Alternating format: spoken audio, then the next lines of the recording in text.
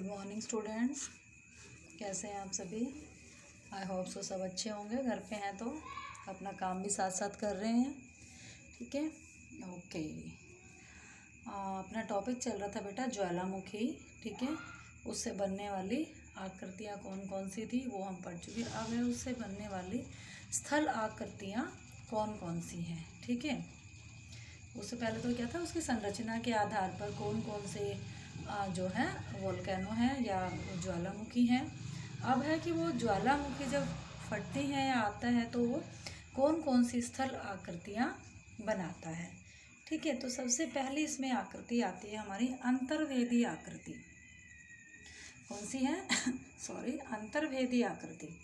अंतर्वेदी आकृति कौन सी है कि ज्वालामुखी उद्गार से जो लावा निकलता है ना, उसके ठंडा होने से जो आग्नेय शैल बनती है, ठीक है। तो लावा का जो जमाव धरातल पर पहुंचकर होता है या धरातल तक पहुंचने से पहले ही भूपटल के नीचे परतों में जमा हो जाता है। कहते हैं कि जो ज्वालामुखी जब निकलता है उस टाइम जो लावा निकलता है, जब वो ठंडा होता है तो उससे कौन सी रॉक बनती है, इग्नियस रॉक बनती है, ठीक है। अब इसने क्या कहा है कि लावा का जो जमाव है भाई, लावा या तो धरती पर पहुंचकर ठंडा होता है या धरती पर पहुंचने से पहले ये पृथ्वी के क्रस्ट के अंदर ही ये ठंडा हो जाता है, ठीक है। मीन तभी तो है ना पृथ्वी के अंदर, इसीलिए तो चट्टानें मिलती हैं, ठीक है। तो वो अंदर ही, कई बार अंदर ही ठंडा हो जाता है क्योंकि वो इतना स्पीड से नहीं निकल के आता, तो वो अंदर ही जमा हो जाता है, ठीक है।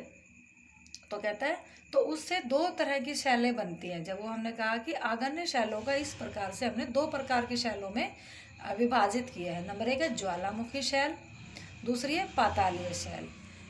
ज्वालामुखी शैल जो है वो क्या है, जब लावा धरातल पर पहुंचकर ठंडा होता है, कि जब वो धरातल पर धरातल होता है पृथ्वी का ऊपरी सतह, क्रस्ट पर जहाँ हम रह रहे हैं, ठीक है। अगर उस पार्ट पर निकल कर आ जाता है तो ज्वालामुखी शैलें बन जाती हैं, इग्नियस रॉक, ठीक है। और अगर वो जमीन के अंदर ही नीचे ठंडा होकर वहीं जम जाता है तो उसे हम कहते हैं पातालीय। क्या कहते हैं, पातालीय, ठीक है। तो इस तरह से आकृति बनती हैं। तो ये जो आकृति बनती है उन आकृतियों को हम क्या कहते हैं, पातालीय आकृति, अंतर्वेदी आकृतियां, ठीक है। क्या कहा उनको, अंतर्वेदी आकृतियां कहा है, ठीक है। अब आगे दूसरा आता है बैथोलिथ। दूसरा क्या है, बैथोलिथ। बैथोलिथ क्या होता है कि जब मैग्मा का बड़ा पिंड भूप्रपटी पर अधिक गहराई पर ही ठंडा हो जाए। अंतर्वेदी में जो था हमारा पातालीय था वो नीचे ठंडा हो रहा था, अंदर ही क्रस्ट पर आने से पहले ठंडा हो रहा था। तो इसमें कहा कि बैथोलिथ जो होती है वो और ज़्यादा नीचे की गहराई पर जब वो ठंडी हो जाती है, ठीक है, तो एक क्या है, गुम्मद के रूप का वो ले लेती है, पिरामिड टाइप में वो बन जाती है, ठीक है। जैसे ऊपर से वो ये बेल होती है ना, घंटी जो होती है हमारी बजाने वाली, मंदिरों में जो घंटी होती है, इस तरह का वो रूप ले लेती है अंदर ही पृथ्वी के, ठीक है। तो उसके बाद में क्या कह रहा है कि अनाच्छादित प्रक्रियाओं के द्वारा फिर उस पर जब वो परते ऊपरी पदार्थ हट जाता है तो वो धरातल पर बाहर आ जाती है। मीन जब वो लावा धरातल के अंदर ही ठंडा हो गया है और जब धरातल के ऊपर जब विभिन्न प्रकार की प्रक्रियाएं हुई, भाई कोई भी वोल्केनिक एक्टिविटी हुई या कोई भूकंप आया या वेदरिंग हुई है, एयर वेदरिंग या कुछ भी हो, तो उनके होने से, उन प्रक्रियाओं के होने से जो धरातल उसके ऊपर पड़ी हुई परतें थी वो हट जाती हैं और फिर वो जो चट्टानें हैं या वो शैल हैं वो बाहर प्रकट हो जाती हैं। ये बहुत विशाल क्षेत्र में फैली होती हैं और इनकी जो गहराई है वो भी कई किलोमीटर तक होती है। ये ग्रेनाइट के पिंड होते हैं। मीन जब धरातल में नीचे वो काफ़ी गहराई पर लावा ठंडा हो जाता है तो ग्रेनाइट के होते हैं, इन्हें बैथोलिथ कहा जाता है, जो मैग्मा भंडारों के जमे हुए भाग है, कि मैग्मा के जो भंडार थे उनके जमे हुए भाग है धरातल के अंदर ही। तीसरी आती है लैकोलिथ। ये भी गुम्मद के टाइप की होती है, वो घंटे के आकार की होती है, ठीक है। इनका जो तल होता है वो कैसा होता है, एक नली के रूप में जुड़ा होता है। ये देखो इधर, ये जो नली आई हुई है दिखाई हुई नीचे ऊपर से लेके नीचे तक ये इस सिल से आते नली का, ये नालिका बनी हुई नली से जुड़ी हुई होती है और उससे बाहर निकल कर आता है मैग्मा जो आता है। ठीक है, क्या है ये?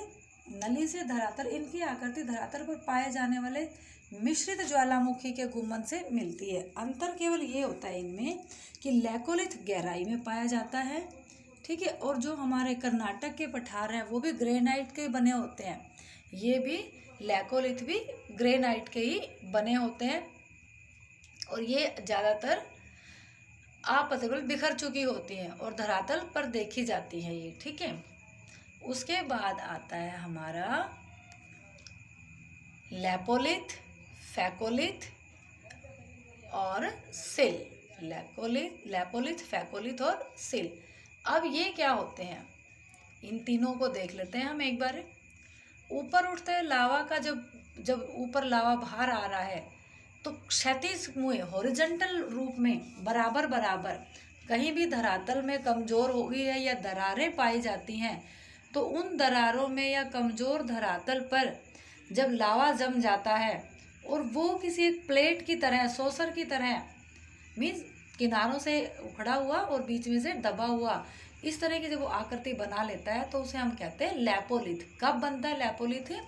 जब लावा ठंडा हो रहा होता है तो वो जब ऊपर उठकर आता है तो वो जो कमज़ोर भाग होते हैं हॉरिजॉन्टल लेवल पर भी, तो उनमें वो जम जाता है। दूसरा आता है फैकोलिथ। फैकोलिथ क्या होती हैं कि जब ये जम गया है, ठीक है, तो पर्तनुमा चट्टानों में निश्चित जो वाहिकाएं होती है जो मैग्मा के भंडारों से जुड़ी होती हैं वही होती है फैकोलिथ। ठीक है, फैकोलिथ वही होती है जब वो उनके साथ में तल से लावा जमकर जिन नालियों के थ्रू जा रहा होता है वो होती है फैकोलिथ। और तीसरी है सिल।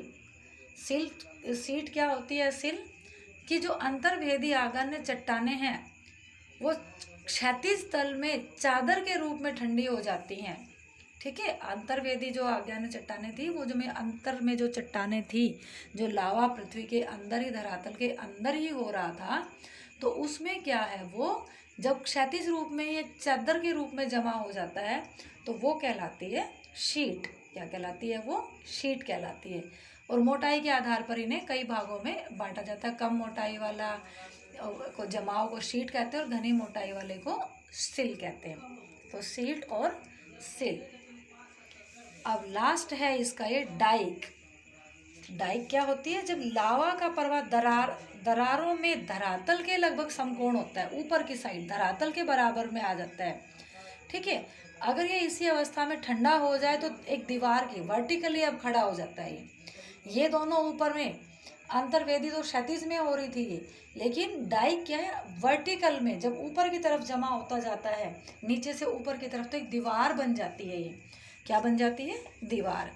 ठीक है, और यही संरचना बनी हुई दीवार क्या कहलाती है? डाइक। पश्चिमी महाराष्ट्र क्षेत्र की जो आगामी चट्टानें हैं वो इसी का उदाहरण है। और हमारे डेक्कन ट्रेप के में भी कई सारे डाइक मिलते हैं। तो ये जो चैप्टर था हमारा ख़त्म हो गया है। ठीक है, अब इसके क्वेश्चन आंसर करने के बाद हम नेक्स्ट चैप्टर अपना स्टार्ट करेंगे।